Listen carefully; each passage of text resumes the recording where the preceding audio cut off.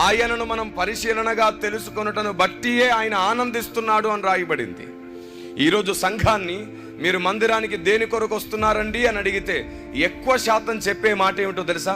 ఆశీర్వాదం కొరకు వస్తున్నాను, దీవెన కొరకు వస్తున్నాను, నా పిల్లల్ని దేవుడు కాపాడుతాడని వస్తున్నాను అని. ఇది పొరపాటు అభిప్రాయం. ఆశీర్వాదాల కొరకు, దీవెనల కొరకు మందిరానికి రావడం మానేసేయాలి.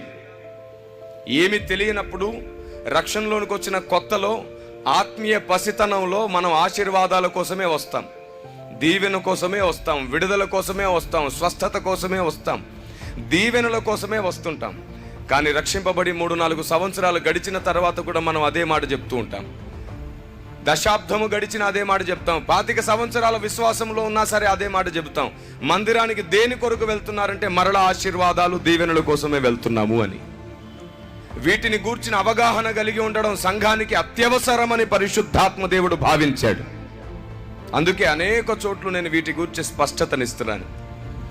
సంఘానికి మనం ఆశీర్వాదాలు, దీవెనల కోసం రావలసిన కాలం ముగిసింది. రక్షింపబడ్డ కొత్తలో 3-4 సంవత్సరాలు దాని గురించే నువ్వు వచ్చావు. నీకప్పుడు దేవుడు తెలియదు, భక్తి తెలియదు, గ్రంథం తెలియదు, భక్తుడు తెలియదు. కానీ 3-4 సంవత్సరాలలో వీటిని గూర్చిన అవగాహన నీకు కలుగుతుంది. ఆ తర్వాత కూడా నీవు ఆశీర్వాదాలు, దీవెనల కోసమే వస్తే నీవు తప్పకుండా బుద్ధి లేని సంఘం యొక్క జాబితాలోకి వెళ్ళిపోతావు.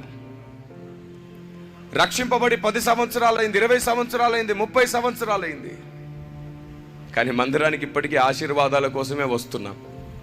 మరి దేని కొరకు రమ్మంటారు కిరణ్ పాల్ గారు? చూడండి, ఆశీర్వాదాలు, దీవెనల కొరకు మందిరానికి రావడం కాదు, మనమే ఆశీర్వాదంగా మారిపోవడం కొరకు మందిరానికి రావాలి.